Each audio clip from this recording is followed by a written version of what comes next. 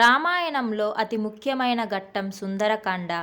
హనుమంతుడు సముద్రాన్ని లంఘిస్తున్నప్పుడు అలసిపోయిన వాయుపుత్రునికి విశ్రాంతిని ఇవ్వడానికి సముద్ర గర్భం నుండి ఓ బంగారు పర్వతం పైకి వస్తుంది. అదే మైనకా పర్వతం. ఆ పర్వతం అంత అందంగా సూర్యుడిలా ఎలా ప్రకాశించిందో వివరించుకుందాం. అసలు సముద్రుడు మైనకుని ఎందుకు పంపాడు? హనుమంతుడు అక్కడ విశ్రాంతి తీసుకున్నాడా లేదా అన్న ఆసక్తికరమైన విషయాలు ఈ వీడియోలో చూద్దాం. వీడియోను చివరి వరకు చూడండి. రామచంద్రునికి సీతపై గల మిక్కిలి దయను, సీతాదేవి పరమదేశ నివాసమును, హనుమంతుని శ్రమమును ఆలోచించి అయినా నీవిక లెమ్ము. బంగారు శిఖరములు గల మైనకుడు సముద్రుని మాటలు విని పెద్ద చెట్లు తీగలతో కూడి శీఘ్రమే సముద్ర జలము నుండి పైకి వచ్చెను. ప్రకాశమానములగు కిరణములు గల సూర్యుడు మబ్బును చీల్చుకొని వెలువడినట్లు మైనాకుడును సముద్ర జలమును చీల్చుకొని అప్పుడే పైకి వచ్చెను. సముద్రుడట్లు మహాత్ముడగు మైనాకుని ప్రేరేపింపగా అతడొక్క క్షణములో జలము కార్చుచూ పైకి వచ్చి తన శిఖరములను ప్రదర్శించెను.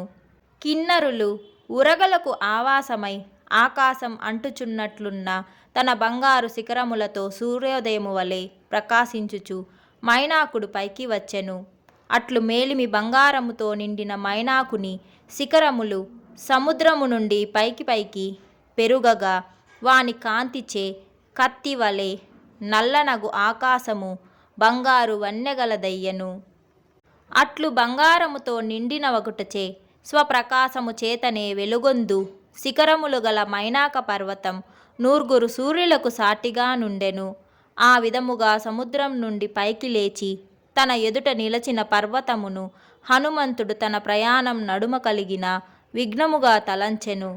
మహావేగం గల హనుమ అధికముగా పైకి పెరిగిన ఆ పర్వతమును గాలిమబ్బును చెదరగొట్టునట్లు తన రొమ్ము తాకుతో అనాయాసముగా పడవైచెను. అట్లు హనుమంతుడు పడగొట్టగా శ్రేష్టమగు మైనాక పర్వతము అతని వేగమునొరిగి పులకించి ఆనందించెను. ఆ మైనాకుడు వెంటనే మనుష్య రూపం ధరించి ఆకాశమున పోవు వీరుడగు హనుమంతునకు చేరువని తన శిఖరంపై నిలిచి పులకింతాతరంగుడై ప్రీతితో అతనికిట్లనెను. వానర శ్రేష్ఠుడా, నీవు అన్యుల కలవిగాని ఈ గొప్ప పని చేసితివి. కావున నా శిఖరములపై దిగి సేద తీరు వరకు విశ్రమింపుము. ఈ సాగరుడు రాముని పూర్వులచే పెంపొందింపబడినాడు. కావున రాముని హితము కోరి పోవుచున్న నిన్నాదరించుతున్నాడు. తనకుపకరించిన వానికి ప్రత్యోపకారము చేయవలెను. ఇది సనాతన ధర్మము కావున నీ వాధిపత్యము స్వీకరింపవలెనని కోరుచున్న సముద్రుని కోర్కెను తీర్చి అతనిని సత్కరింపదగుదువు. ఓ మైనాకుడా, ఈ హనుమంతుడు 100 యోజనముల దూరము ఎగురనుద్యమించినాడు. నడుమ నీ సానువులం దొకింత విశ్రమించి తక్కిన దూరము దాటగలడు అని ఇట్లు నీకు ఆతిథ్యమిచ్చుటకై సముద్రుడే నన్ను సగర్వముగా ప్రోత్సహించినాడు. కావున ఓ కపిశ్రేష్ఠుడా, నాపై ఒకంత విశ్రమించి పొమ్ము. వానర శ్రేష్ఠుడవగు ఓ హనుమంతుడా, మంచి రుచి వాసన గల ఈ కందమూలములను పండ్లను తిని కొంత తడువు విశ్రమించి నీ వట్టుపై మరలా పోవవచ్చును. ఓ వానర ముఖ్యుడా, మాకును నీతో ముల్లోకములలో ప్రసిద్ధమగు ఇచ్చిపుచ్చుకొను సంబంధం లేకపోలేదు. ఇది సజ్జన సమ్మతమైన ఆతిథ్య రూపమగు ధర్మము. వాయు తనయుడవగు కపిశ్రేష్ఠుడా, మహావేగము ఎగురుటలో కౌశలము గల వానరులలో నిన్ను ప్రధానునిగా తలంతును. ధర్మాచరమున శ్రద్ధగల పండితునకు అతిథి సామాన్యుడైనను పూజనీయుడు. అట్టిచో నీ వంటి మహాత్ముడు అతిథి అయినచో మా వంటి వాళ్లకు పూజనీయుడు కాకుండునా? ఓ వానర శ్రేష్ఠుడా, నీవు దేవశ్రేష్ఠుడు, మహాత్ముడగు వాయుదేవుని కుమారుడవు. వేగమున నీవతనికి సాటివైన వాడవు. ధర్మ మెరిగినవాడా, నిన్ను పూజింతునేని నీ తండ్రి వాయుదేవుణ్ణి పూజించినట్లు అగును. కావున నీవు నాకు పూజనీయుడవు. నేను నీ తండ్రిని పూజింపవలయును. అందులకు కారణం చెప్పెదను వినుము.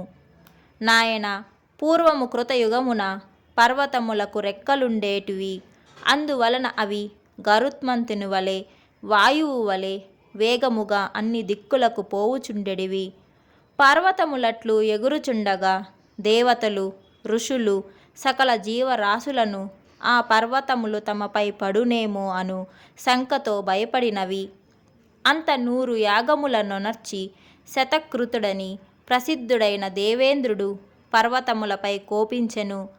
తాను సహస్రాక్షుడు, 1000 కన్నుల కలవాడు అగుటచే ఆయన వెదికి వెదికి ఎచట దొరికిన అచటనే ఆ పర్వతముల రెక్కలను వజ్రాయుధంతో నరికి వైచెను. దేవేంద్రుడట్లు వజ్రాయుధమునెత్తి నాకడకును వచ్చెను.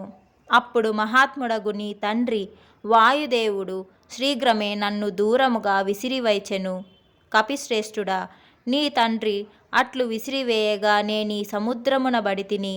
ఆయన నన్ను రక్షించిన కారణముచే నా రెక్కలు చెక్కు చెదరలేదు. కావున నేను నిన్ను గౌరవించుచున్నాను. నాకు వాయుదేవుడు పూజనీయుడు. కపిశ్రేష్ఠుడా, మన నడుమ ఈ శ్రేష్టమగు సంబంధమున్నదని గుర్తింపుము. మహాత్ముడవగు ఓ వానరుడా, సాగరనకు నాకును సంబంధించిన పూర్వ వృత్తాంతమిట్లున్నది కనుక నీవు సంతోషంతో మా అభీష్టము అంగీకరింపదగుదువు. కపిశ్రేష్ఠుడా, నీవిచట విశ్రమించుము. మా సత్కారము స్వీకరింపుము. నేను చూపుచున్న ప్రేమను మన్నింపుము. నిన్ను చూచి నేనెంతో సంతసించితిని.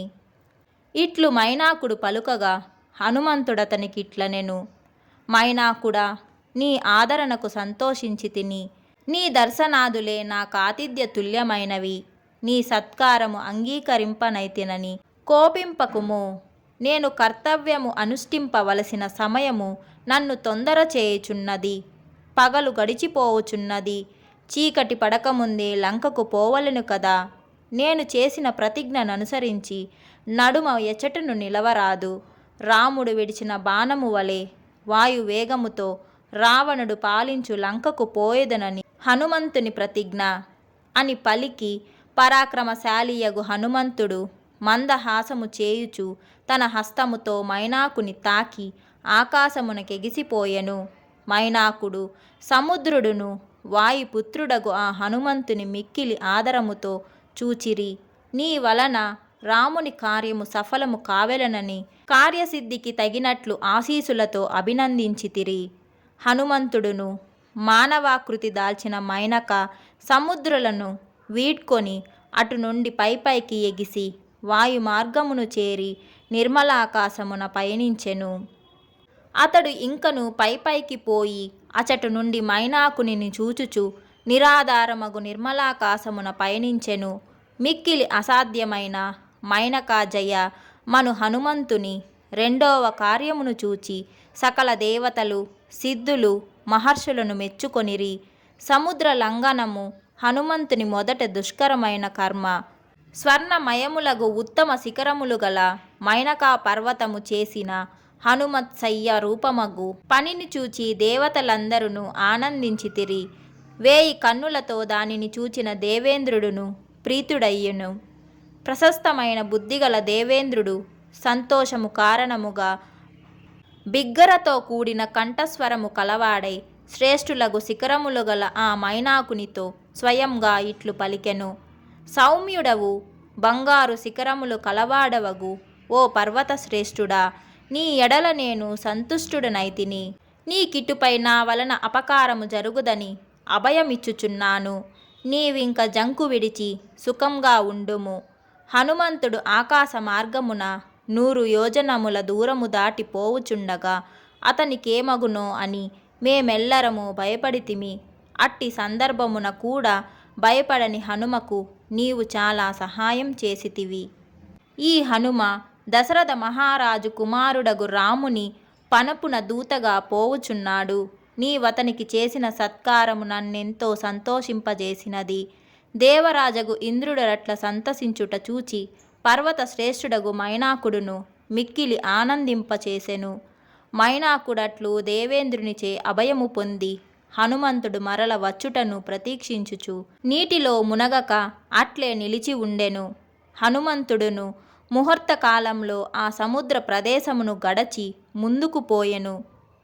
జై శ్రీరామ్.